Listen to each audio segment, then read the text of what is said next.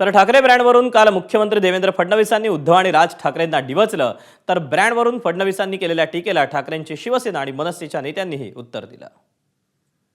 या महाराष्ट्रामध्ये एकच ब्रँड होता, हिंदू हृदय सम्राट शिवसेना प्रमुख बाळासाहेब ठाकरे.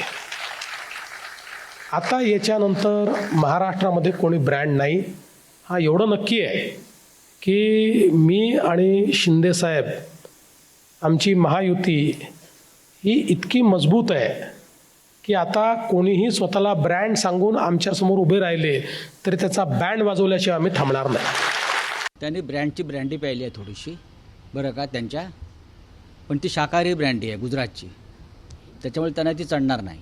शिवसेना प्रमुखांनंतर आम्ही निवडणुका लढलेलो आहोत त्यांच्याच आशीर्वादानं. त्या निवडणुका चांगल्या प्रकारे आम्ही जिंकलेलो आहोत.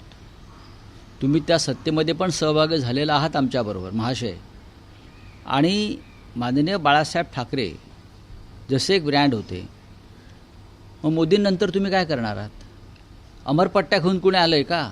मग मोदी नसतील तर तुम्ही कोणत्या ब्रँडची ब्रँडी पिणार आहात? मला सांगा जरा. नाही, मुळात मला असं वाटतं ठाकरे हा ब्रँड नाही, ठाकरे हा विचार आहे.